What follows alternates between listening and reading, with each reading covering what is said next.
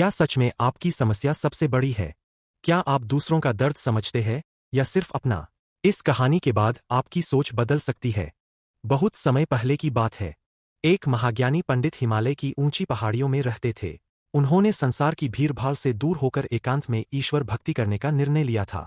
उनका जीवन अब सादा और शांत हो चुका था, लेकिन उनकी ख्याति इतनी दूर दूर तक फैल चुकी थी कि लोग दुर्गम रास्तों, संकरी पगडंडियों, नदियों और झरनों को पार करके उनसे मिलने पहुंच जाते थे। हर किसी को विश्वास था कि यह महान विद्वान उनकी हर समस्या का समाधान कर सकते हैं। एक दिन कुछ लोग उन्हें खोजते हुए उनकी कुटिया तक पहुंच गए। पंडित जी ने उन्हें 3 दिन प्रतीक्षा करने के लिए कहा। धीरे धीरे और भी लोग वहां आ गए। जगह कम पड़ने लगी। 3 दिन बाद पंडित जी बोले, आज मैं आप सभी के प्रश्नों का उत्तर दूंगा, लेकिन आपको वचन देना होगा कि यहां से जाने के बाद आप किसी को भी इस स्थान के बारे में नहीं बताएंगे, ताकि मैं आगे एकांत में साधना कर सकूं।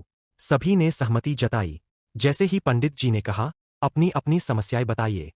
लोग अपनी बात कहने के लिए टूट पड़े। हर कोई जल्दी में था, क्योंकि उन्हें पता था कि यह आखिरी मौका है।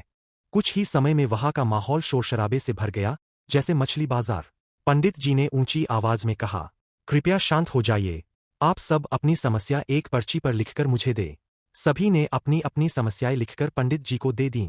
पंडित जी ने सभी पर्चियों को एक टोकरी में डालकर मिला दिया और बोले, अब यह टोकरी एक दूसरे को दीजिए। हर व्यक्ति एक पर्ची उठाएगा, उसे पढ़ेगा और तय करेगा कि क्या वह अपनी समस्या के बदले यह समस्या लेना चाहता है। हर व्यक्ति ने एक पर्ची उठाई, पढ़ी और चुप हो गया।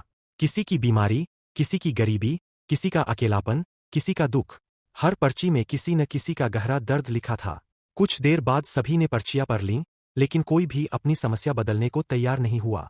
पंडित जी ने ऊंची आवाज में कहा, ऐसा कोई नहीं है जिसकी जिंदगी में कोई समस्या न हो। हर किसी के जीवन में परेशानियां आती है, छोटी या बड़ी। लेकिन केवल अपनी समस्या के बारे में सोचकर दुखी रहने से बेहतर है कि हम उसका समाधान खोजें। और अगर समाधान न मिले, तो जीवन की बाकी अच्छी चीजों पर ध्यान दें। हमें लगता है कि हमारी समस्या सबसे बड़ी है, लेकिन सच यह है कि इस दुनिया में ऐसे लोग भी हैं जिनकी परेशानियां हमसे कहीं ज्यादा गहरी है। इसलिए जो कुछ भी ईश्वर ने दिया है, उसके लिए आभार व्यक्त करें और एक खुशहाल जीवन जीने का प्रयास करें।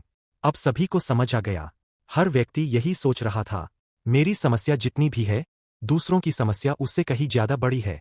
2 घंटे बाद सभी लोग अपनी अपनी पर्चियां लेकर वापस लौटने लगे, लेकिन इस बार उनके चेहरे पर शांति थी। वे खुश थे कि उनकी समस्या उतनी बड़ी नहीं थी जितनी वे समझते थे। अगर आपको इस कहानी से कुछ सीखने को मिला हो, तो इस कहानी को लाइक करें और चैनल को सब्सक्राइब करें।